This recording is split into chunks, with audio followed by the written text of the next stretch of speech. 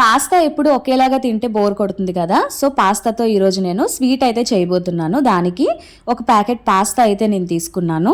Stove మీద బాండీ పెట్టి కొంచెం వేడెక్కిన తర్వాత ఒక గ్లాస్ పాస్తా తీసుకొని అందులో వేసానండి. గోల్డెన్ బ్రౌనిష్ కలర్ వచ్చిందాకా వేపుకొని పక్కన పెట్టుకున్నాను. ఈలోపు అదే బాండీలో కొంచెం వాటర్ అయితే పోసుకొని పాస్తా ఉడకబెడుతున్నానండి. ఎందుకంటే కొంచెం మెత్తగా అవుతుంది కాబట్టి. పాలల్లో మరి మనం అంతసేపు ఉడకబెట్టలేం కదా.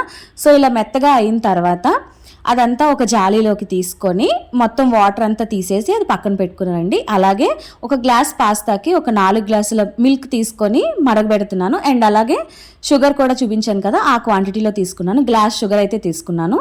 పాలు ఇలా మరిగిన తర్వాత షుగర్ వేసుకొని మొత్తం కలిపేసేయాలండి. షుగర్ అంతా కరిగిన తర్వాత పాస్తా అయితే వేసుకోవాలి.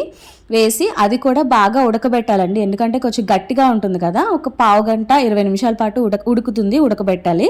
ఇలా ఉడికిన తర్వాత ఇది ఇలా పక్కన అవుతూ ఉంటుంది. నేను దీనికి దార కోసం ఏం తీసుకున్నానంటే పాలగుండ అనేది తీసుకున్నాను. ఒకవేళ మీకు ఇది అవైలబిలిటీ లేకపోతే మిల్క్ పౌడర్ అయినా తీసుకోవచ్చు. అది మనం కొంచెం ఒక 2 టేబుల్ స్పూన్స్ తీసుకొని వాటర్ తగినంత వేసి ఇలా కలుపుకొని ఉంచుకోవాలండి. ఎప్పుడైతే మనకు చిక్కబడి దగ్గరకు అవుతుంది కదా, ఆ టైంలో పాయసంలో ఈ మిల్క్ పౌడర్ అనేది వేసేసి కలిపేసేయాలి. ఇది దేనికోసం అంటే కొంచెం చిక్కగా అవ్వడం కోసం అండి, క్వాంటిటీ అనేది అంతే.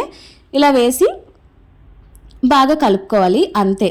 పాస్తా పాయసం అయితే రెడీ అయిపోతుందండి. ఈ స్వీట్ అయితే చాలా బాగుంటుందండి. ఎప్పుడైనా ట్రై చేయలేదు అంటే ఒక్కసారి ట్రై చేసి చూడండి, మీకు నచ్చుతుంది.